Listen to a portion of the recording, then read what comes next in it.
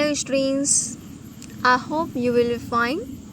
So now I'm continuing my lecture about the political parties. So in previous lecture we have discussed about the meaning of the political parties and function of political party. So in this video we will try to understand the necessity of political parties and other things related by this topic. So let me start today's topics. Next the necessity of political parties कि इस political parties की आवश्यकता क्यों है. सो हमने function के timing में भी कुछ चीज़ें हमने डिस्कस किया कि ये पॉलिटिकल पार्टीज़ की ये ज़रूरत क्यों होती है. सो हम आज देखते हैं कि क्या ज़रूरत है और किस वे में हम देखेंगे कि पॉलिटिकल पार्टीज़ किसी कंट्री या किसी डेमोक्रेटिक कंट्रीज़ के लिए कितनी ज़्यादा इम्पॉर्टेंट हो सकती हैं. We need political party because they perform all these functions. पहली चीज़ कि पॉलिटिकल पार्टीज़ की इतनी सारी वर्क्स हैं जो इलेक्शन टाइमिंग में, रनिंग गवर्नमेंट्स के रनिंग टाइमिंग में या अपोजिशन बेस्ड में इतनी सारी वर्क्स को, अपनी सारी फंक्शंस को अप्लाइड करती हैं. तो इनके लिए भी हमारी पॉलिटिकल पार्टीज़ का होना ज़रूरी है. The rise of political parties is directly linked to the emergence of representative democracies कि हमारी जो रिप्रेजेंटेटिव्स होते हैं वास्तव में एक डेमोक्रेटिक रिप्रेजेंटेटिव को कैसा होना चाहिए, किस तरह से उनका हम सिलेक्शन करें, लोगों की पहुंच वहाँ पे कैसे बने.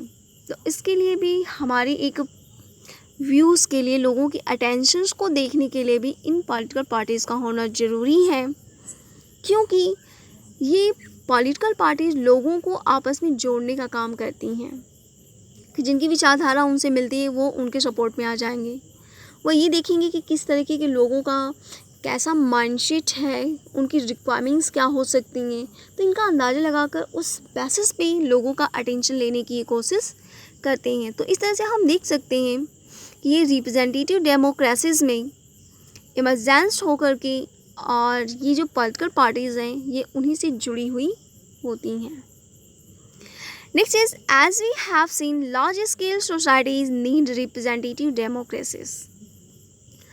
और आज की डेट में अगर हम देखते हैं तो बड़ी पैमाने पे हमारी जो सोसाइटी है उसे एक रिप्रेजेंटेटिव डेमोक्रेसीज की ज़रूरत है कि ऐसे लोग जो सामने आते हैं जो डेमोक्रेसी बेस पे लोगों का प्रतिनिधित्व करते हैं. तो ऐसे लोगों की या इस टाइप की डेमोक्रेसी की ज़रूरत है. इस वजह से भी और ऐसे जो सिस्टम है रिप्रेजेंटेटिव डेमोक्रेसी का जो सिस्टम है आपके डायरेक्टली लिंक्ड होता है पॉलिटिकल पार्टीज़ के थ्रू. तो इस तरह से हम देख सकते हैं कि रिप्रेजेंटेटिव डेमोक्रेसीज़ के लिए भी पॉलिटिकल पार्टीज़ का होना आवश्यक है. Political parties fulfil these needs that every representative governments have. Political party वो सारी चीज़ें फुलफ़िल करती हैं जो एक रिप्रेजेंटेटिव गवर्नमेंट्स की आवश्यकता होती है.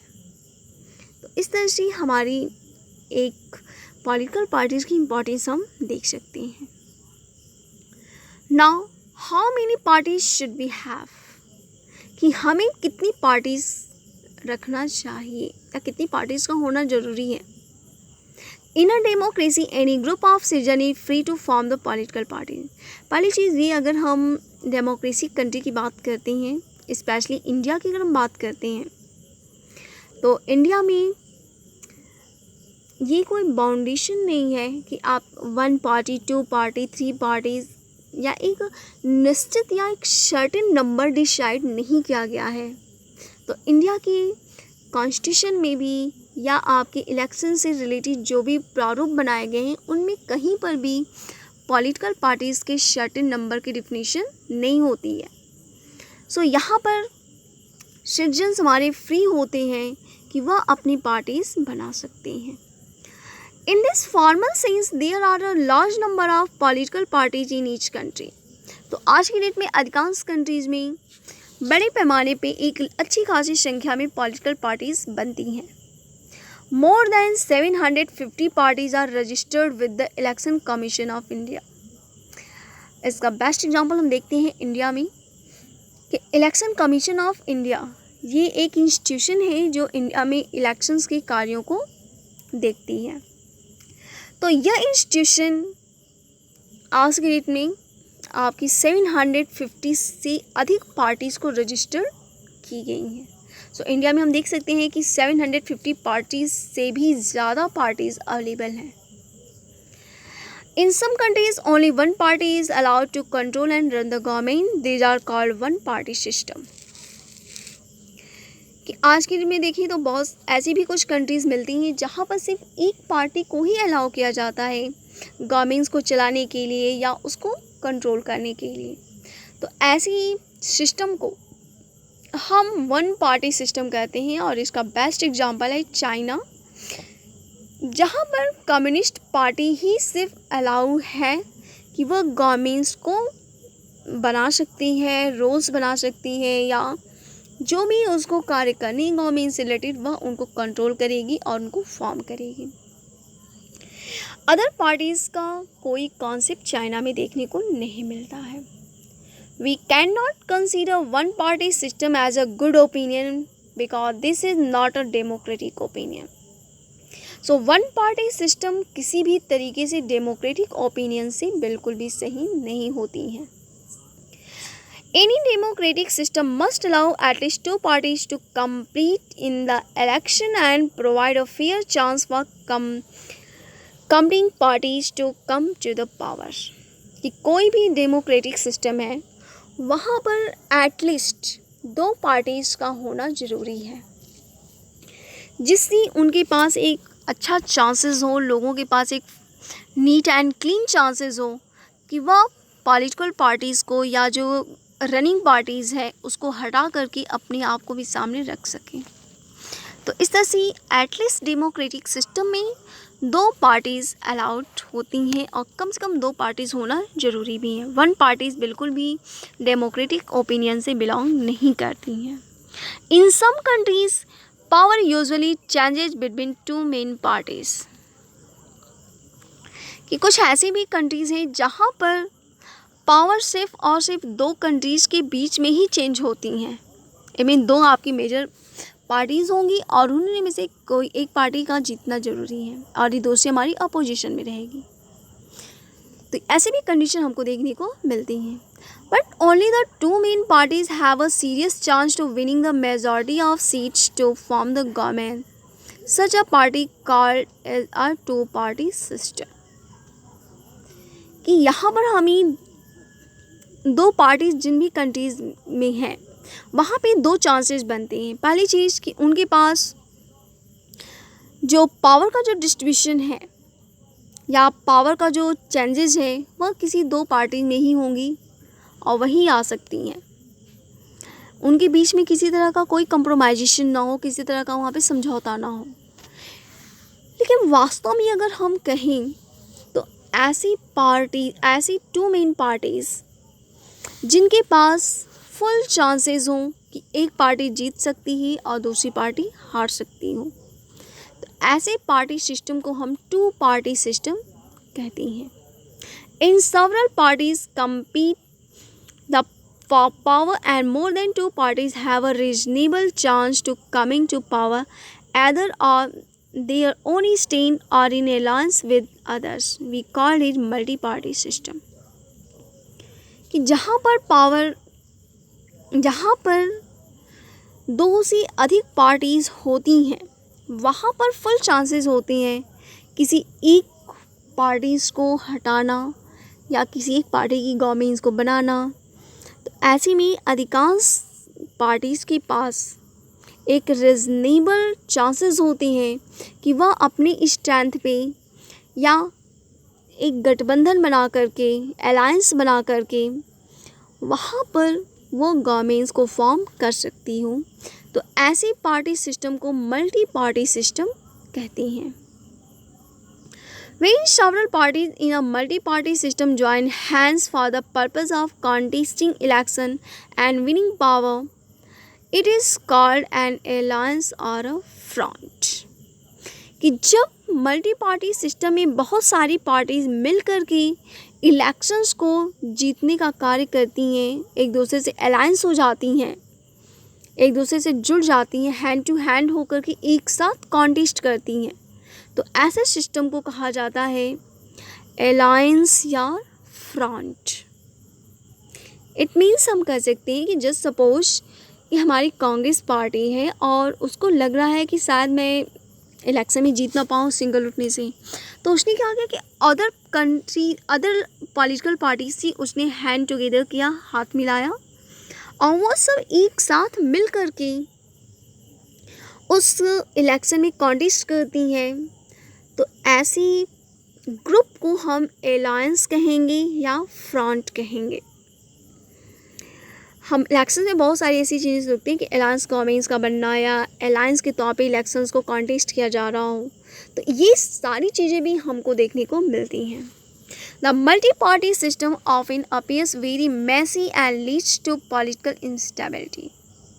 मल्टी पार्टी सिस्टम की बहुत बेकार है, या हम कह सकते हैं कि एक ड्रॉबैक है कि यहाँ पर पॉलिटिकल इंस्टेबिलिटी बहुत ही ज़्यादा देखने को मिलती है।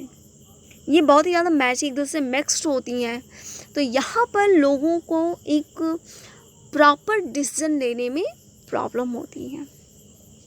At the same time this system allows a variety of interest and opinions to enjoy political representation. साथ ही साथ मल्टी पार्टी सिस्टम में लोगों के पास पॉलिटिकल रिप्रेजेंटेशंस के लिए बहुत सी सारे ओपिनियंस होते हैं, उनका अपना एक वेराइटी ऑफ इंटरेस्ट होता है, जिसके बेस पे वह लोगों का अटेंशन लेने की कोशिश करती हैं। तो अगर हम देखते हैं तो हमारी जो पॉलिटिकल पार्टीज़ होती हैं, इन्हें स्पेशली दो पार्ट्स में डिवाइड किया गया। एक हमारी नेशनल पॉलिटिकल पार्टीज़ हैं, ये हम इंडिया की बात कर रहे हैं। सो इंडिया में हमारी जो पॉलिटिकल पार्टीज़ हैं उनको दो लेवल पे डिवाइड किया गया है। पहली है नेशनल पॉलिटिकल पार्टीज़ और दूसरी होती है स्टेट पार्टी। तो हम इनके बीच में डिफरेंस समझते हैं कि पहली चीज़ ये कि नेशनल पॉलिटिकल पार्टीज़ ऐसी पॉलिटिकल पार्टीज़ होती हैं जिनकी शाखाएं या जिनके रिप्रेजेंटेटिव ऑल कंट्रीज़ में, पूरी कंट्रीज़ में फैले होते हैं, ऑल ओवर कंट्रीज़ में फैले होंगे।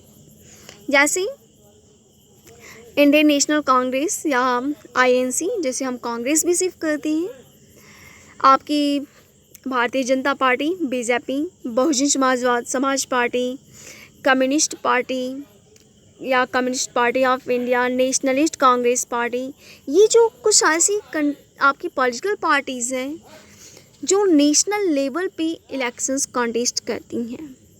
कुछ ऐसे भी होती हैं जो सिर्फ किसी पार्टिकुलर स्टेट में ही अपनी आप को रिप्रेजेंट कर पाती हैं। तो ऐसे बहुत सारी ऐसी देखने को मिल जाती हैं, जैसे आपकी बीजू जनता दल, ये आपकी सिक्किम में बहुत ही ज़्यादा सामने आती हैं। मिज़ोरम में अगर हम बात करते हैं तो मिज़ो नेशनल फ्रंट है। तो इस तरह से आप देख सकते हैं कि अलग अलग स्टेट में भी कुछ ऐसी पार्टिकुलर पार्टीज़ होती हैं जो वहीं के लिए या उसी पार्टिकुलर एरिया में, स्टेट में ही उनका दबदबा ज़्यादा बना रहता है। So let we discuss about the national political parties.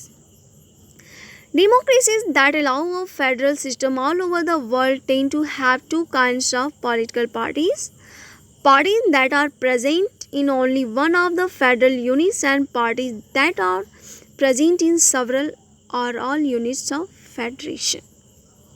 कि पहली चीज़ कि आपकी जो डेमोक्रेसीज़ हैं, इसका जो फेडरल सिस्टम है, इसने पूरे वर्ल्ड में दो तरीके की पॉलिटिकल पार्टीज़ बनाने के लिए अलाउड करती हैं। पहला फेडरेशन जो किसी एक पार्टिकुलर यूनिट में ही काम करती है, जिसे हम स्टेट कह सकते हैं, और दूसरी कि जो आपके ऑल यूनिट में, ऑल स्टेट में उनका दबदबा बनता है, उनमें वो कॉन्टेस्ट कर सकती हूँ।